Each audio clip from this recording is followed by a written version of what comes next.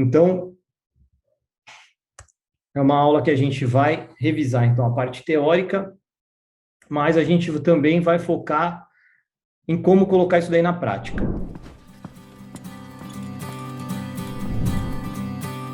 Quem cuida com carinho de outra pessoa?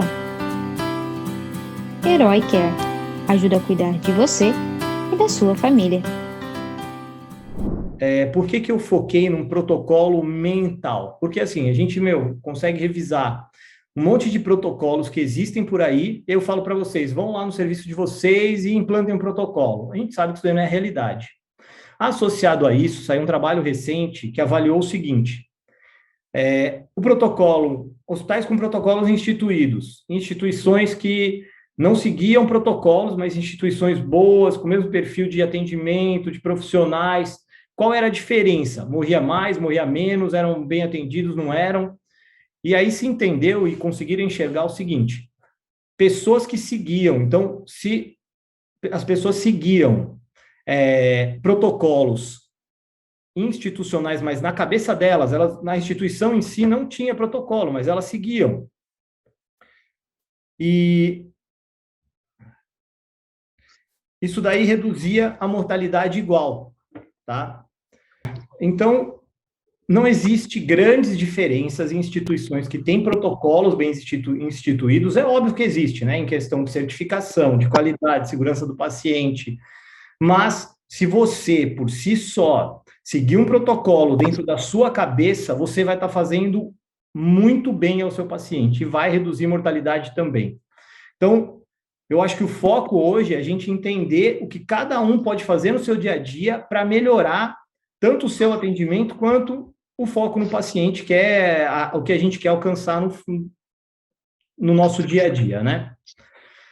Então, o primeiro passo é a gente entender como funciona um protocolo mental fácil e prático para o nosso dia a dia. A gente vai entender as etapas do protocolo, vai entender suas implicações na prática, saber como seguir um fluxograma de maneira rápida, fácil.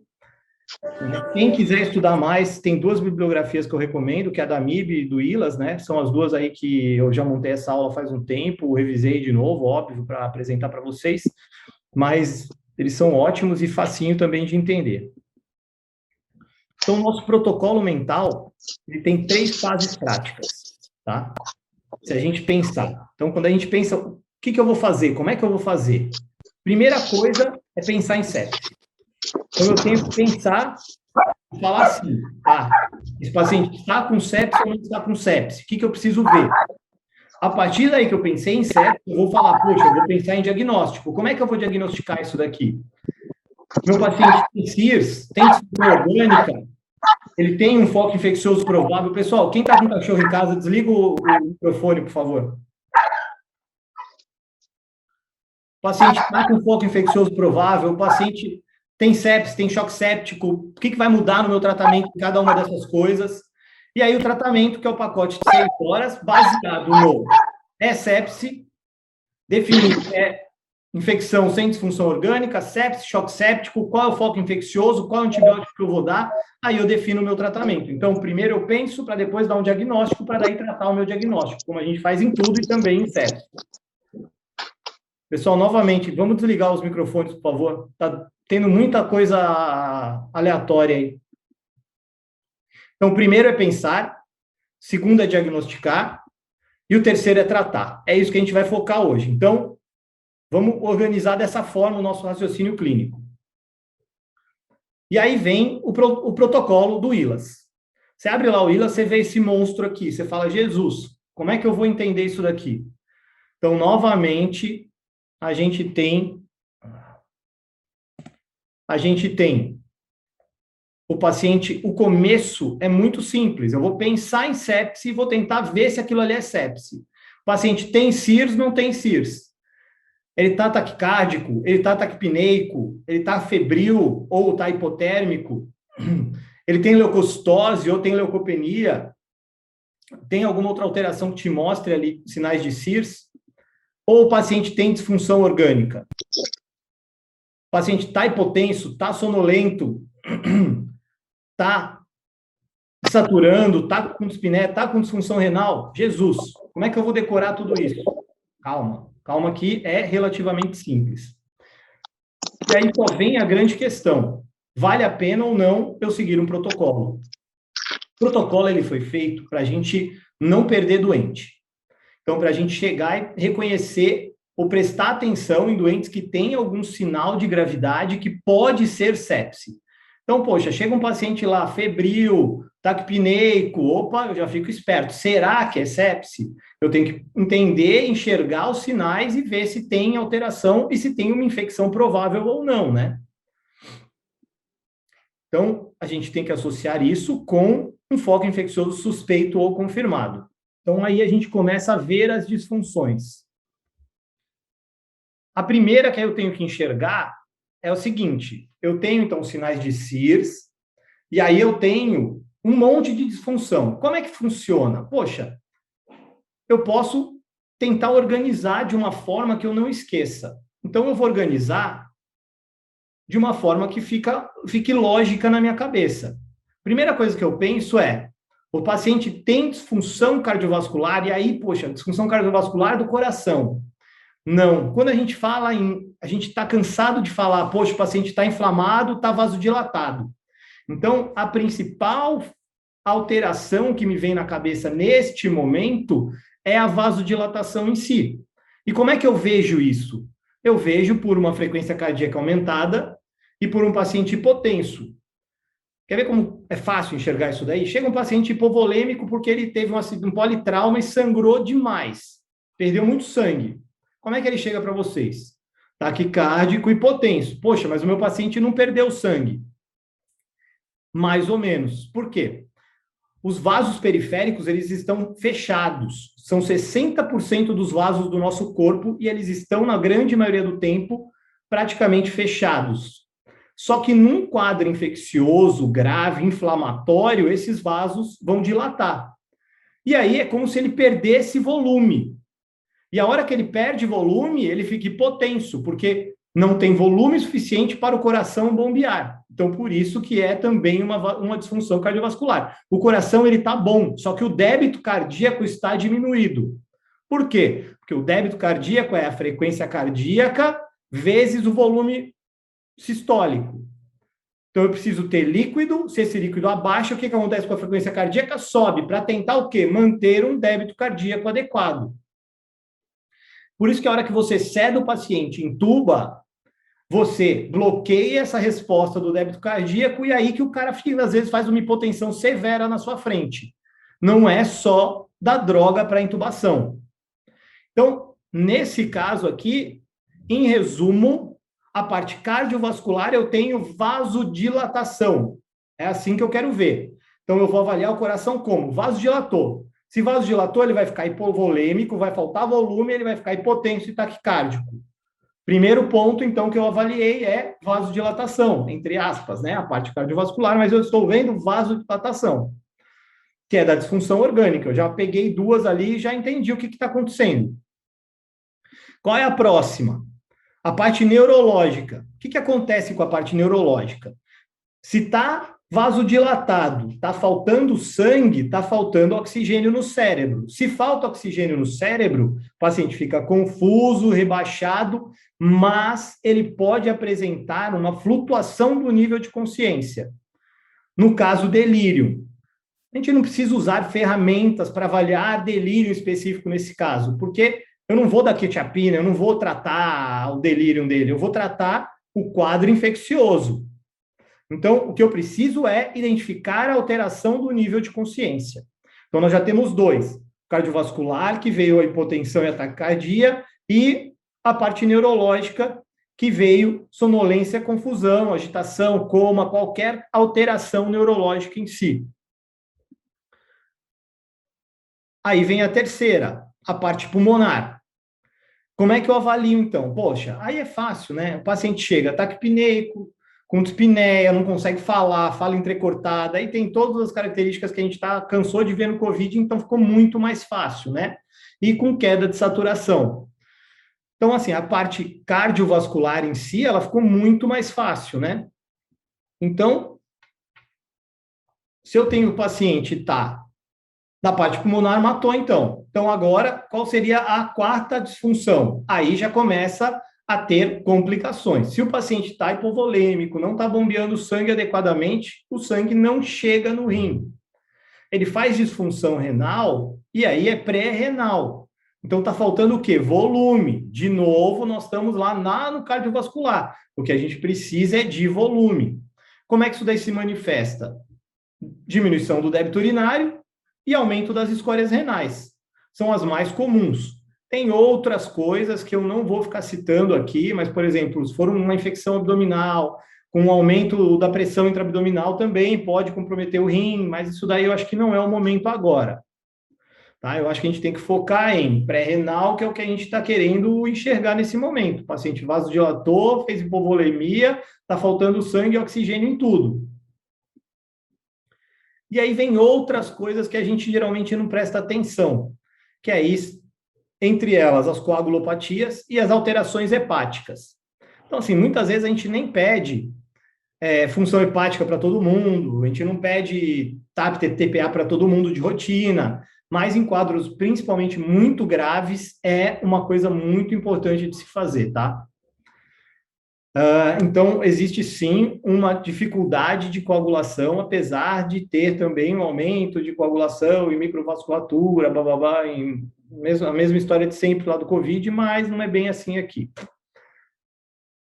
E no intestino, se vocês repararem esses quadros de choques muito graves, a primeira região que sofre é o intestino. Então, constipação também é muito comum, né?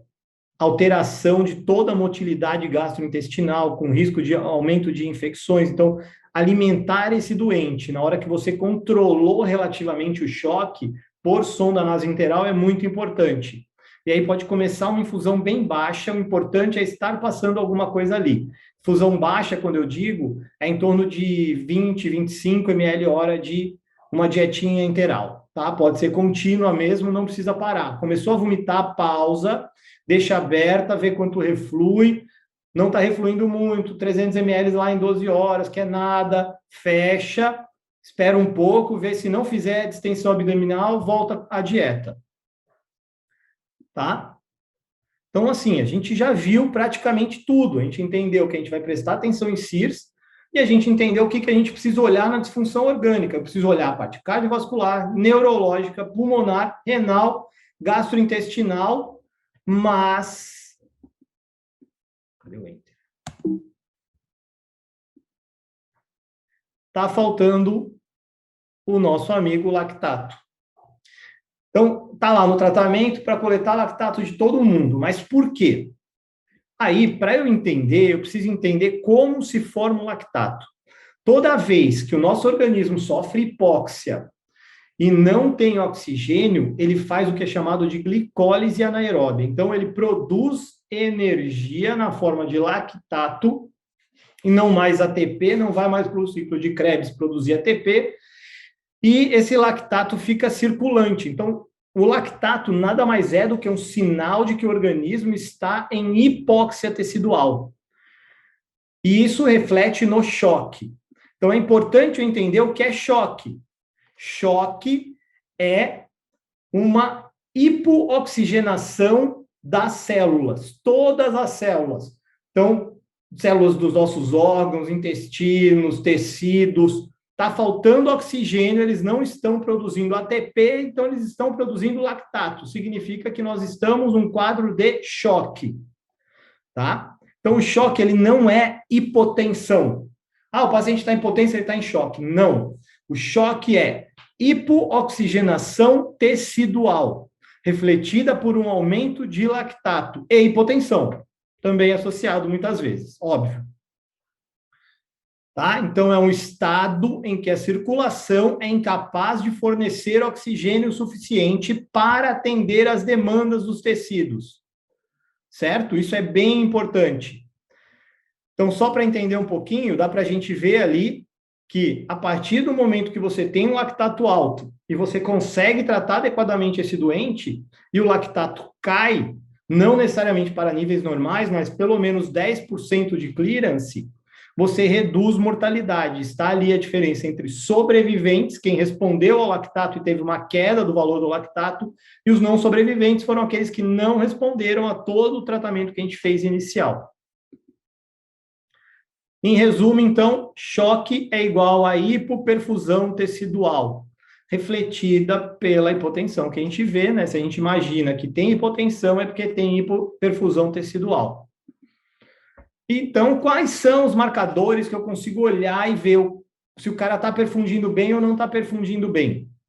Né? Primeiro, uma história. Você foi lá, viu que ele tem CIRS, viu que ele tem alguma disfunção orgânica e tem um foco infeccioso, presumível ou confirmado, bacteriano, uma pneumonia, e aí tem outros sinais. Então, ele tem queda da pressão arterial, frequência cardíaca aumentada, diurese protraída, o lactato alto. E aí tem a clínica. Poxa, o cara está super mal perfundido periférico, está gelado, a temperatura da pele é super importante, fácil da gente ver. Tempo de enchimento capilar, então você vê que está branca, aquilo ali, os pés dele estão brancos, a pele está branca, tá?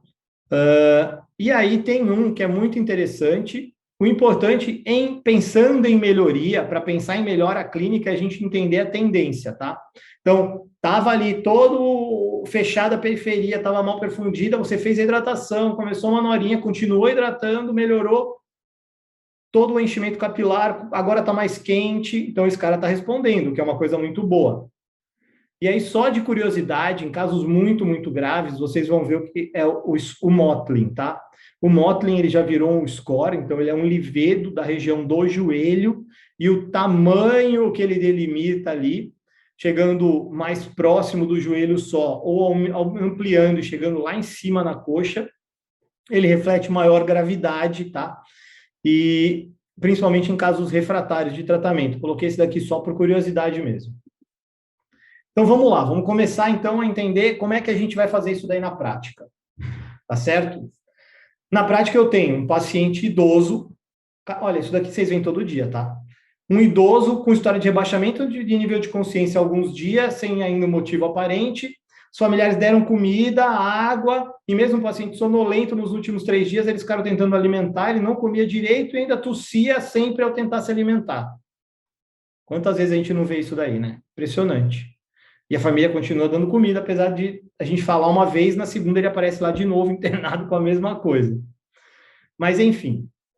E aí o paciente chegou hipocorado, cianose labial, fala entrecortada, uso de musculatura acessória, responde ao chamado, mas dorme muito fácil, tem um Glasgow ali de 13, está um pouquinho desorientado em tempo e espaço, não sabe como chegou no hospital, mas agora sabe onde está, então está um pouco desorientado.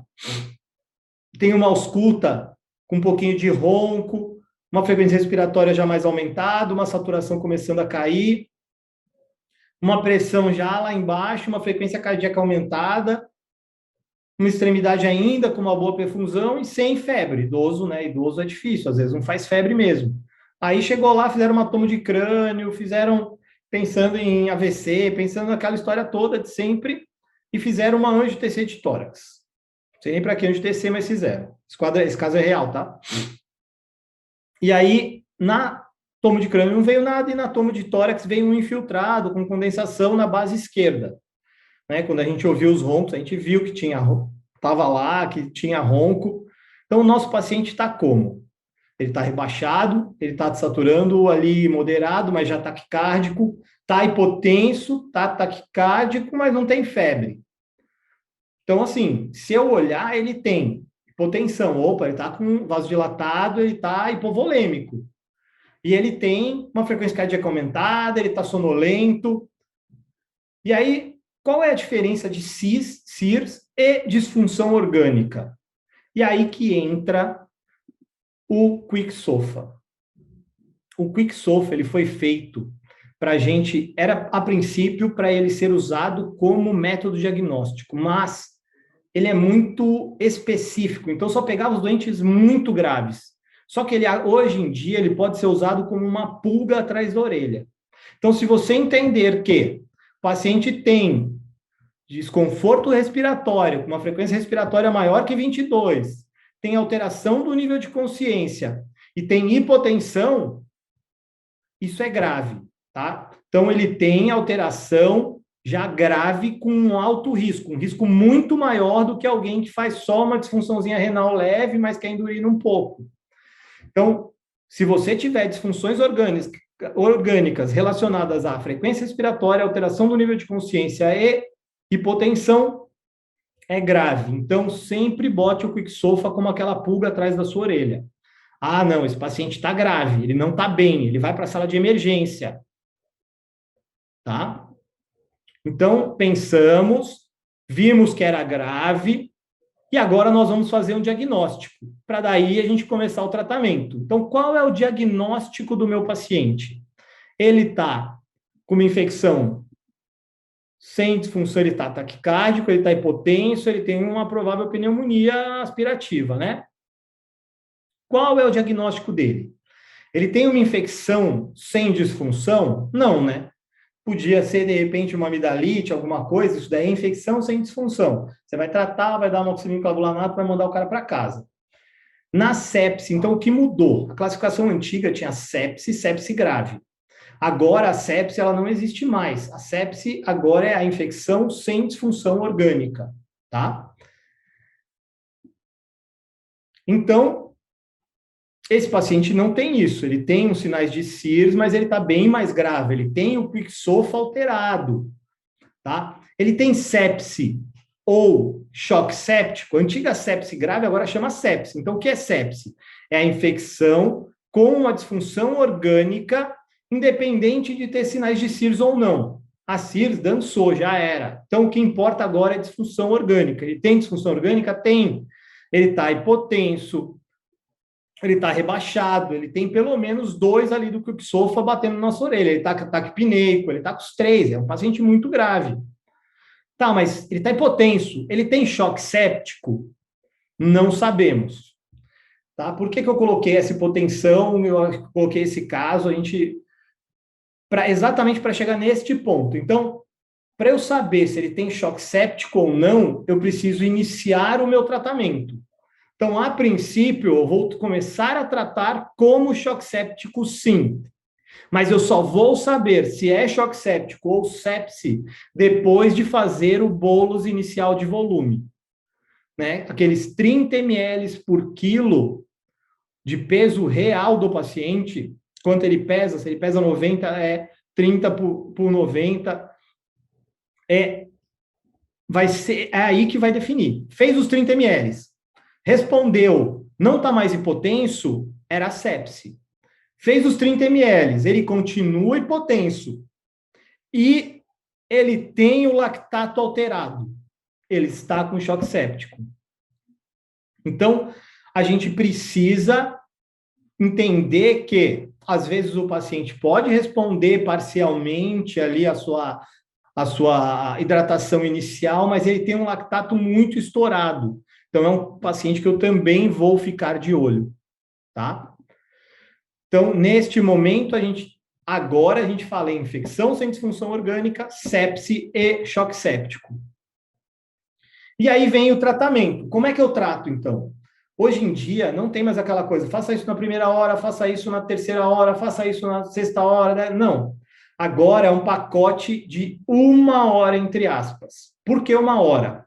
Porque você começa a fazer, faz toda a parte rigorosa e rápida em 1 hora, mas você mantém o acompanhamento do paciente pelas próximas 6 horas. Então, o antibiótico de amplo espectro vai entrar para aquele foco definido, né? Lógico, vai entrar antes da primeira hora. A hidratação vigorosa em bolos vai entrar antes da primeira hora. Meu paciente tem insuficiência cardíaca, não importa, antes da primeira hora. A medida do inicial do lactato, você vai coletar, se for demorar o laboratório, o problema é dele, se ele vai coletar depois, você já fez 1000 de volume. E tá tudo certo. Hemoculturas vão demorar para ser coletadas. Faz o antibiótico, depois coleta a hemocultura. Não espera. Então, o antibiótico tem prioridade, a hidratação tem prioridade. Tá? Vasopressor, você vai esperar. Fez os 30 ml, ele não respondeu, você vai entrar com vasopressor. Mas, o que é importante, você não vai parar de continuar hidratando caso o paciente precise. Tá? Então, imediatamente, antibiótico de amplo espectro, coleta de hemoculturas, e o antibiótico, você tem que entender que o paciente tem uma bactéria domiciliar. O que eu quero dizer com isso? Não é porque o paciente está mais grave que ele precisa de mais antibiótico, tá? Então é o seguinte, ele chegou de casa, ele não precisa de meropenem.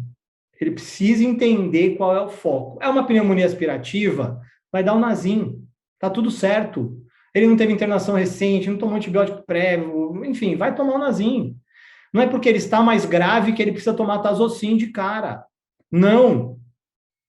Então, basicamente, no nosso dia a dia, o Nazim, Rocefin, azitromicina, sabe? Associar o macrolídeo, porque você está pensando numa PCP aspirativa, caso você só deu Rocefin, por exemplo. Mas, basicamente, são estes. Hidratação. Daí vem o bolos, que é o que a gente já falou. 1 hora. Vocês vão pegar uma veia calibrosa e vão fazer esse bolos. Ah, não tem veia calibrosa, eu vou passar um central. O central não é o melhor acesso para fazer volume em infusão rápida. O lumen dele ele é estreito, se a gente comparar com um gelco até não tão grande, como, por exemplo, um 18. O 18 eu acho que é até maior do que o lumen, é menos estreito. Então, quanto maior o diâmetro, mais rápido segue o volume por ele. Então, mais rápido você consegue infundir esse volume. Qual é o soro? Cristalóide. Esse negócio de hidrocoloide, isso daí já foi discutido milhões de vezes. Tem 1000 artigos ali para citar, eu não vou ficar citando. Tem aula em congresso que fala só sobre isso, e não muda isso daí, sei lá, 5 anos. Agora está surgindo o Plasma Light, mas a gente não faz porque não tem, é muito caro. Então, é soro fisiológico ou Ringer lactato. A única coisa é, poxa, você está chegando a 4.000 de volume, fez tudo isso daí de soro físio, deu. Vamos fazer Ringer, porque senão realmente hiperclorimia existe e a gente já teve alguns casos até presenciados que eu presenciei mesmo pessoalmente, tá? Então, hidratação vigorosa, a partir de 3 litros ali, já começar a pensar ainda mais em Ringer lactato do que soro físio, tá? A não ser que ele tenha um sódio baixo, aí precise, enfim, outras coisas, né? E vai manter a reavaliação do status volêmico e da perfusão nas primeiras 6 horas. As primeiras 6 horas, vocês vão ficar olhando para a cara do doente a cada meia hora. Ah, eu tenho que atender a porta. Vai lá, atende 3, 4 fichas, volta, dá uma olhada nele, já pensando o que você quer fazer. Putz, eu esqueço que eu tenho que fazer, anota numa folha. É assim, já fiz isso daí também um tempão, tá? E tem que ser desse jeito, não tem jeito. Eu sei que a gente tem que atender a porta, que não é simples, mas, poxa, o doente grave é doente grave.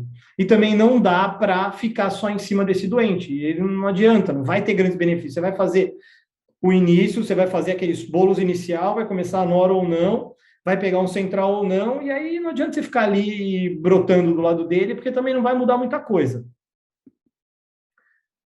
E aí vem definir o vasopressor. A droga de escolha é a noradrenalina. Então, você vai reavaliar os status volêmicos depois de ter feito os 30 ml, não melhorou, começa a droga vasoativa. Mas não para de reavaliar se precisa de volume ou não. Tá? Provavelmente esse doente ainda precisa de muito volume. Não é porque começou a droga vasoativa que para de fazer volume. Tá?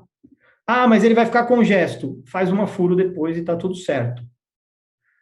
Então, existem já diversos estudos, tem um antigaço que comparou dopamina com nora, então dopamina a gente pode aposentar, tá? Só para entender, vai usar em coisas muito específicas, tá? Principalmente em quadros muito bradicárdicos, aonde a hipotensão está relacionada à bradicardia e não à hipovolemia, ok? Então, é noradrenalina.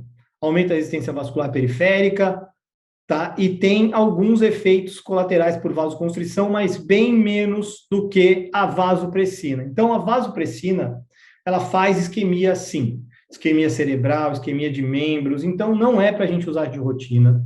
Só é para usar depois que você fez toda a reposição volêmica adequada. No quadro agudo, se as doses de noradrenalina estiverem ascendentes.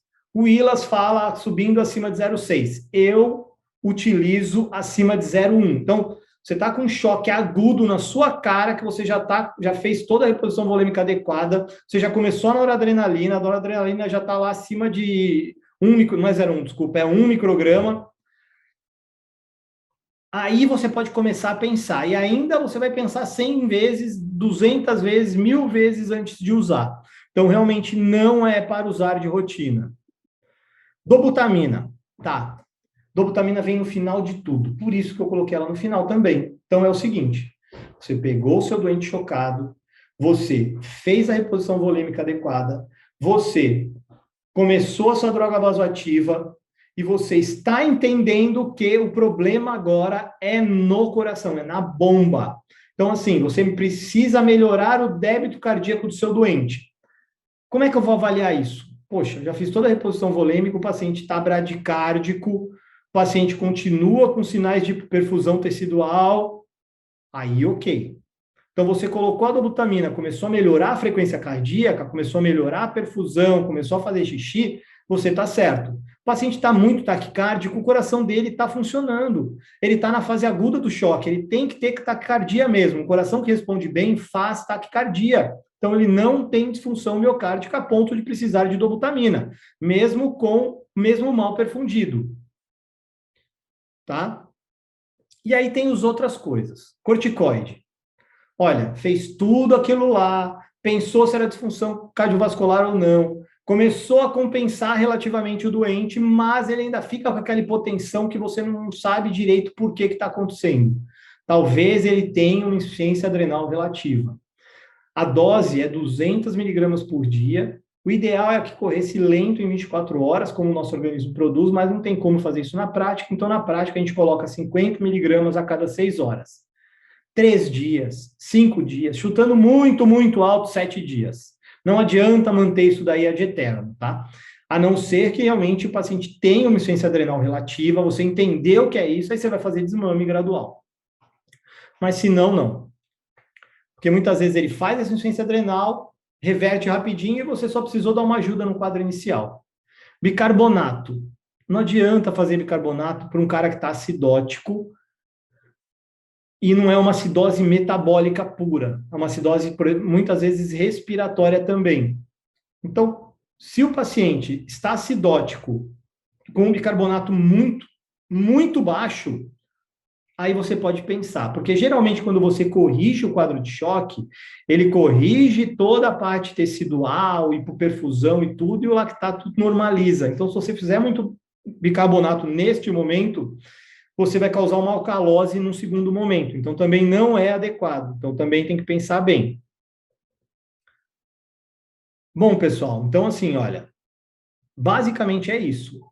Os pontos chaves dessa aula, então, a gente precisa pensar em sepse, a gente precisa diagnosticar, é uma infecção com disfunção, tem sinais de disfunção orgânica ou não, sinal de disfunção orgânica pulmonar, neurológica e cardio aqui na minha orelha, pensando que esse cara é muito grave. Ele está com sepse, então, porque tem disfunção orgânica, ou ele está com choque séptico porque não respondeu à volemia inicial e o lactato dele está muito aumentado.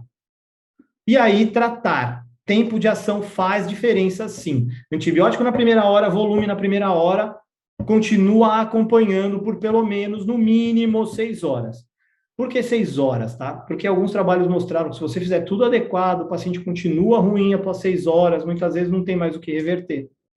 Mas não que você vai parar de fazer coisas, você vai continuar, né? Só que talvez não tenha muito mais o que fazer. Talvez você já tenha hidratado tudo que precisava, já tenha a noradrenalina chegado em doses extracavalares, pode até ter começado uma vasopressina que não adianta mais aumentar, porque já chegou em 0,04 microgramas, dose máxima. Tá? Então, quem quiser aprender mais, eu recomendo muito. Tem algumas aulas ali no ILAS, muito boas, gratuitas, que falam de fisiopatologia, é bem legal, gosto bastante.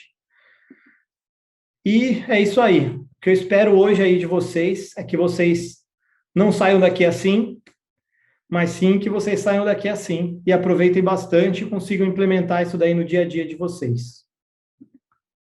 Muito bom, pessoal. Era isso que eu tinha para dizer. Espero que vocês tenham gostado. Gostaria aí de um feedback.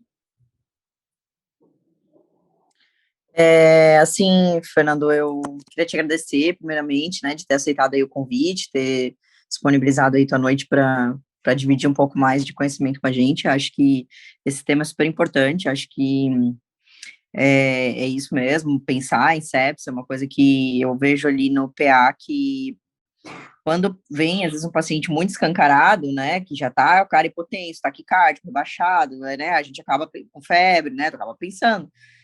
Mas que eu queria ficar de mensagem também para os médicos do PA é de pensar nas fases precoces, né, entrar com tratamento precoce, lembrar sempre né, pô, o cara tá taquicárdico, tá meio confuso, né, será que pode ser sério, coisa de ter esse alerta, de pesquisar, de pensar, de O lembrar de delírio, começar o antibiótico acrescentar o quanto delírio, antes. quando eles acrescentaram o delírio, era exatamente por isso, porque o pessoal começou a dar diagnóstico de delírio, mas na verdade era alteração por sepse e estavam comendo bola, sabe? Sim, sim, sim. Mas eu acho A que assim, gente, olha, vê muito, né? Isso, eu peguei essa semana, inclusive, ali no PA, um paciente esperando avaliação psiquiátrica, um idoso em delírio por sepse, né? Então, eu acho que isso é bem importante. Às vezes, essa parte final ali, né? Mas a gente acaba não tendo ali no PA de vasopressina, corticoides, às vezes a gente não chega nisso, né? Em tempos assim, normais, olha, pelo menos. eu coloquei isso daí lá no final do final, porque a gente tem que entender que isso daí, meu, dane-se, o cara tá precisando disso daí, você tá fazendo medidas milagrosas, tipo, Uhum, que não reduz mortalidade em nada, entendeu? O que reduz mortalidade é hidratação, antibiótico e colocar uma norinha e conseguir segurar o cara com volume e uma droga vasoativa, às vezes não em doses muito altas. Se pensou já em usar vasopressina, assim, sabe, o cara já perdeu o time. O que você falou do tempo é exatamente isso, sabe? Às vezes, poxa, o cara chega, mas ele choca na sua frente. Então, assim, esse cara, você consegue fazer tudo. Agora, aquele cara que chegou chocado, o tempo dele já está lá atrás. Provavelmente é o cara que não vai responder, sabe? É sim, óbvio que tem outros sim. fatores, né? Fatores inflamatórios do paciente e tal, mas principalmente é o tempo do tratamento. Então, poxa, se você pegar um cara que está começando, esse é o cara que você vai conseguir tratar e vai conseguir fazer tudo e vai dar certo, sabe? Uhum. Não, com certeza, com certeza. Acho que fica essa mensagem pra gente, assim, ali no PA, né? Principalmente, às vezes, paciente jovem também, que eles compensam muito, né? Até o cara novo chegar, ficar hipotenso e tal, às vezes, né? É. Ele aguenta muito, assim, né? O que Então, eu vejo que, às vezes, a gente come bola, né? E posterga demais, às vezes, as coisas, o que eu assim. via muito em São Então, Paulo, né, na época que eu trabalhava em PA lá, mas eu não tenho exame. Poxa, mas não precisa de exame, uhum, Jesus Cristo. Não é sim, isso que é sepse, entendeu?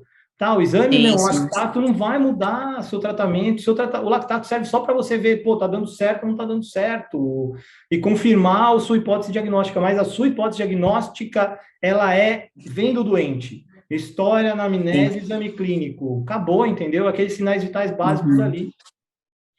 Uhum, não, com certeza, acho que isso também vale para a gente aqui, porque nossos exames às vezes demora 4, 6 horas, eu não posso, né, Sim, ficar nessa espera, então, assim, aquilo, pô, o cara não tá urinando, o cara tá com a pele fria, tá mal perfundido, pega, né, enchimento capilar aumentado, né, então, assim, esses sinais são importantes, pegar no paciente, sentir isso, e, assim, fez a primeira dose de antibiótico, viu que não era, parou e pronto, né, mas exatamente. às Tira vezes não depois de está 24 horas. esperando, né?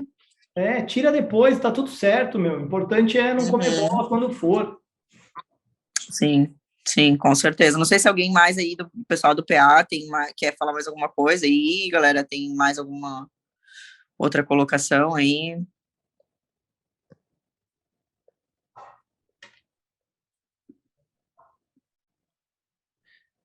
Vamos lá, pessoal. Vamos aproveitar. Cadê o Lucas? Só serve para estorvar, né? Na hora de participar, nada. O Lucas tá só ligado, aberto ali. Tá namorando em casa vendo Netflix, vagabundo. Certeza. É. Ai, Doutor, oi, boa noite. Oi. Daniela. A gente já conversou algumas vezes ali do PA-Sul para discutir casos de pacientes, doutor. Então, assim, eu só tenho uma dúvida, assim, com relação a quando iniciar essa droga vasoativa, assim, e o quanto manter ela com relação, assim, a uma PAM média. Teria um valor, claro que eu vou ver o paciente, eu ver o paciente como um todo, né? Vou ver perfusão e tudo mais, mas às vezes eu fico nessa dúvida, assim, o paciente está bem perfundido, mas está mantendo uma pressão, um 9/5 ali, né? Então, assim, será que eu inicio ou não inicio essa droga vasoativa? Qual seria o meu timing para isso, sabe? É uma coisa que eu fico bastante em dúvida. Não, sabe? Isso daí é exatamente por isso que eu coloquei, e o Ilas também faz isso, ele coloca os 30 ml como o seu ponto, entendeu? O seu ponto-chave. Fiz os 30 ml, ele continua hipotenso, PAM menor do que 65, droga vasoativa nele. Ótimo. Óbvio que você pode dar uma tateada. Você fez ali os 30 ml, tipo, um paciente de 70 quilos é 2,100. Fez os 2 litros de volume num paciente lá de 70 quilos. Poxa, a pressão dele estava 7/4, agora está o seu 9/5. Eu vou te falar que 9/5, às vezes a PAM dá até normal, tá? Pois é, justamente isso. Essa é a minha dúvida, porque às vezes a gente faz a PM e realmente está dando normal. E tu fica pensando, mas um 9/5, né? Então... Exato. Aí que você vai dar uma olhada no lactato, se você tivesse, né? E aí tem outros parâmetros que a gente, nem citei aqui, porque a gente não, como saturação venosa central, delta PP, variação de pressão de perfusão, essas coisas. Mas na prática lá, você faz mais um pouquinho de volume. Fez mais um pouquinho de volume. Checou, o cara tá urinando, a urina já tá clarinha. A perfusão dele, que estava com uma extremidade mais friazinha, já está esquentando. Sabe? Então, talvez seja uma forma. Olha, eu vou te falar um negócio que dá para você fazer, que a gente usa muito pouco hoje em dia, mas eu sou velho, tá? Eu posso não parecer essa carinha de jovem e tal, mas eu sou da época que meus professores faziam a gente fazer Trendelenburg. Você pegava o pé, levantava os 2 membros e via se tinha resposta em aumento na pressão arterial. Ficava lá 10 minutos de castigo, segurando os pés do cara para cima e via se subia ou não a pressão arterial do cara. Subiu a pressão arterial, esse cara está hipovolêmico, precisa de volume. Não subiu a pressão arterial, talvez a droga vasoativa seja melhor, talvez seja disfunção miocárdica, talvez tenha alguma outra coisa. Nossa. Só que, quem vai ficar lá 10 minutos segurando o pé do cara para cima? Não tem equipe, às vezes, para fazer medicação, né? Só que a gente era obrigado. Para fazer isso. Mas eu vou te falar que, assim, foi lá, levantou um pouco, viu que a pressão quis oscilar para cima e tudo, talvez ele esteja mais hipovolêmico, está com uma pressãozinha limítrofe, faz mais volume e vê o que acontece, sabe? Não necessariamente precisa neste momento. É um cara que está tendo resposta, então talvez realmente não precise de dar droga vasoativa nesse momento. Mas assim, olha, fiquei na dúvida, enfia a droga vasoativa, continue hidratando, não precisou, daqui a 10, meia hora, fez hidratação adequada, daqui a pouco você tira. E tá tudo certo. É melhor perfundir o cara melhor, manter uma perfusão adequada, do que não perfundir, entendeu? Assim, Fernanda, o que eu vejo no PA, especificamente, é que a maioria das pessoas postergam demais droga vasoativa também, sabe? A gente vê, assim, o cara já fez volume, o paciente tá, sabe... Chega num ponto ali que nem tu falou, é melhor começar, se melhorou, respondeu, tira fora também, do que também postergar demais, manter o cara em hipoperfusão muito tempo, né? Sim, sem dúvida nenhuma, sem dúvida. Então, assim, o Ilas diz, 30 ml por quilo. Não respondeu, enfia a droga. Tá, ótimo. Mas aí, com o tempo vocês vão pegando um pouquinho, vão tateando um pouco melhor, mas, 30 ml por quilo não deu, enfia a droga. E é o seguinte, droga subindo, subiu mais que 0,10, está aumentando, acesso central, pelo amor de Deus. Não dá para. Então, agora, eu acho que o Covid teve uma coisa muito positiva para todos nós, né? Foi realmente o atendimento a esse paciente mais grave, que permanece mais tempo com a gente ali. Sim. Eu acho que a gente aprendeu e vem aprendendo cada vez mais, né? Com relação a isso. E eu digo assim, isso que a Amanda falou é uma pura verdade. Eu vejo assim que até um tempo atrás, antes do Covid, eu era uma pessoa que postergava muito droga vasoativa. Então, assim, aos pouquinhos a gente vai aprendendo isso, né? E se sentindo mais segura para utilizar. Então, isso foi ótimo, doutora. A sua explanação, assim, meu Deus, todas as vezes que eu falei com o senhor, eu aprendi muito e continuo aprendendo nas suas aulas aqui. Obrigado. Agradeço. Então, assim, eu acho que isso está dando umas luzes para nós e eu acho que o pessoal está cada vez se ligando mais nisso, sabe? Então, obrigada, já me tirou um monte de dúvida aí, só com esse tempinho aí. Que bom. Eu tentei fazer algo bem prático mesmo, sabe? Eu acho que tá todo mundo, cansado de ir para congresso, às vezes ficar ouvindo um monte de trabalho científico e chega na hora parece que tá tudo confuso porque a gente não consegue aplicar. Né? Eu acho que essa forma, se a gente pensar naqueles 3 passinhos ali, fica tudo relativamente mais simples. Putz, é sepsis. Tá, peraí, então o que eu tenho que fazer? Eu tenho que entender e dar um diagnóstico. Para daí eu tratar, entendeu? Puxa, é uma sepse, realmente, meu foco é pulmonar, ele tá choque séptico ou sepse, não sei, vou fazer o volume, vou ver, vou dosar o lactato se der, e assim vai, entendeu? Eu acho até, Amanda, aproveitando isso que o doutor está falando, eu acho que tem que reforçar, assim, ó, eu já percebi algumas diferenças das equipes do PA Sul e PA Leste, que é onde eu tenho feito agora mais plantões.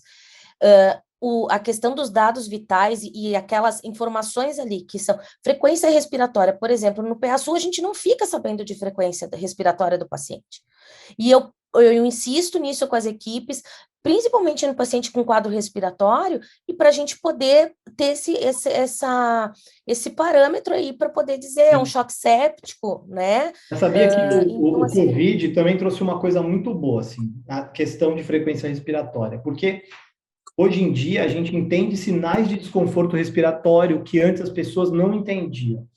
Poxa, ele tá taquipneico, ele tá com aquele abdômen ali puxando mais, ele tá com fala entrecortada, poxa, sabe? Antes as pessoas não entendiam isso daí. Você falava 1000 vezes e parecia que não entrava na cabeça. O senhor sabe, a Amanda trabalha na Central de Regulação do SAMU, eu também há anos, e a gente aprende isso, porque a gente está no telefone. Então, a gente aprende a falar com o paciente e identificar quando o cara está realmente com uma dificuldade respiratória e quando ele não está. Então, para nós, foi uma junção das coisas, sabe? Daquilo que a gente ouvia no telefone e vendo agora na prática os pacientes com o COVID, né? Então, eu acho que isso é extremamente importante, né? A gente usar a clínica mesmo. E eu vejo, assim, que às vezes tem colegas que estão se prendendo nos exames e tudo que a gente precisa, a gente tem na mão, né? Que é a definição clínica, o examinar, o botar a mão no paciente, né? Chegar ali na beira do leito para poder identificar isso, né? É dados vitais, é um débito urinário. Inclusive, doutora, assim, ó, nesses casos desses pacientes, assim, a gente já colocaria, logo que tu identificou que ele está com um choque séptico, né? Ainda fica com aquela ideia mais anterior de sepse, né? De um choque séptico, e eu já faço um controle de diurese rigoroso com uma sondagem vesical de demora. Olha, ou eu aguardo, porque às vezes a gente fica apreensivo com aquela questão assim, eu vou aumentar mais, eu vou fazer mais um processo invasivo naquele paciente, aumentar mais uma chance de infecção, então, né? Assim, ó, é o seguinte, a gente está falando de um doente grave. Doente grave tem que ser invadido. Não tem conversa. Doente grave vai ganhar monitor cardíaco, vai ganhar oximetria, vai ganhar sonda vesical e, se tiver chocado, vai ganhar o central. Doente grave tem que ser invadido. Não tem jeito. Sonda vesical, eu acho assim, também que, Fernando, que deixar 24 assim, horas, tira e tá tudo certo. A gente tem uma visão, às vezes, não entende o quão grave é a sepse, né? Hoje em dia, sepse, eu acho que no Brasil, a mortalidade é 60%, 70%, né? Sim, exatamente. É um doente muito grave. Às vezes, ele pode não parecer que está tão grave, né, na nossa frente, mas é um doente muito grave. Imagina, uma doença que vai matar mais de metade das pessoas, é muito grave, né? Então, eu acho que às vezes a gente não percebe, ou a gente demora muito para perceber o quão grave é esse doente, né? Sim, assim, Acho que isso daí... a sonda vesical também, a infecção, ela está relacionada muitas vezes a tempo de uso, sabe? Então, pô, você enfiou uma sonda, o cara não era tão grave assim, amanhã você está tirando e tá tudo certo. Eu acho que até isso aí eu perguntei porque eu já tive casos de pegar paciente que tinha sido sondado, que estava se fazendo um controle de urese mais rigoroso, justamente por ser um paciente grave, né? E de caso assim do colega de repente fazer a prescrição de retirada da sondagem, a gente tem que prescrever a sonda de novo, Aí sabe? assim, é difícil, mas tem coisas que a gente não consegue consertar, sabe? Se a gente acha que É, precisa, a gente vai ajustar e, meu, a questão é a gente conversar com os colegas e conversando entre si, perguntar, tentar entender o que ele tirou, o que ele pensou. Às vezes tem alguma coisa também que a gente não está enxergando, enfim. Mas doente grave tem que ser invadido. Eu vi aqui que alguém colocou a PVC, sabe? Assim, ó, eu usei muita PVC, aquelas da lateralzinha, tá? Que a gente colocava um acesso, colocava a régua, colocava. Então, assim, a gente fazia isso daí em PA, sabe? Não sei se é uma opção para vocês. A gente fazia com equipe de soro mesmo, era algo que a gente adaptava. Então, a PVC é muito boa, mas já teve o seu uso muito mais do dia a dia, muito melhor. Hoje em dia a gente tem outros parâmetros, entre eles o lactato, sabe? Você dosou o lactato e viu que está tendo clearance, você está no caminho certo. Pessoal do PA, eu vejo que pede muito pouco lactato, tá? Também. Eu vejo que economiza demais o lactato. A galera esquece, né? Pode pedir mais, assim, não pede. Pensando em sepsia hoje em dia, o lactato é praticamente obrigatório, né? Não tem mais conversa. Tá ali na primeira hora ali de que tem que ser coletado e repetir em 4 horas. Não adianta coletar de hora em hora, o clearance do lactato demora em torno de 3 a 4 horas, então, em média, a gente repete após 4 horas, que é o que está na orientação também. Eu fiz um treinamento há uns 3 anos, mais ou menos, no Einstein, em São Paulo, né? E lá eles é uma coisa que a gente sai até impressionado, né? Eles pedem lactato para amidalite. E então, assim, a amidalite com lactato acima na época, né? Era um lactato acima de 2,8, eu acho que era 2, eu não me lembro realmente qual era o corte deles. O paciente ele ficava em observação, eles permaneciam com solicitação de um leito de UTI provisório para aquele paciente com uma amidalite. Então, eu vim com aquela ideia, realmente, de que a gente tinha que pedir mais lactato para os pacientes, né? E é bem isso que a Amanda vê, que a Amanda está falando. Agora, ela na coordenação, acho que percebe mais ainda de todos, né, Amanda? Os PAs. Mas, realmente, é um exame super importante que a gente não vê quase, né? Então, eu fiquei com essa ideia, porque eu realmente, até aquele momento, né, não assim, pedia o lactato com a frequência. Importante para o nosso dia a dia a gente entender que exame também é complementar, né? A gente tem que olhar para o doente. O doente tem muitos sinais na nossa cara. Sim. Eu acho que aquele mottling ali que você colocou, Fernando, não é tão raro. Tipo, eu já vi no PA alguns, e assim, eu vejo que passa super despercebido, as pessoas não tiram nem a coberta de cima, às vezes, do paciente, né? Então, assim, a gente vê, por incrível que pareça, então, assim, tirar a coberta, olhar, pegar, a gente vê livedo, vê má perfusão, pele fria, bem claro, assim, nos pacientes, né? E às vezes eu falo até para a enfermagem, esse paciente tá chocado, e eles falam para mim, não, mas a pressão tá normal, isso a gente, ou até o médico, às vezes, né? Sim. E a gente vê bastante disso, infelizmente, ainda hoje acontece. Sim. É bem isso mesmo, sabe? A gente, às vezes, fica olhando para o monitor, fica olhando para o coisa, esquece de olhar para o doente, né? Mas tá bom, galera, eu acho que é isso. Acho que é, sim. Valeu, Dani, valeu, Fernando, obrigada, galera. Valeu. Depois eu vou...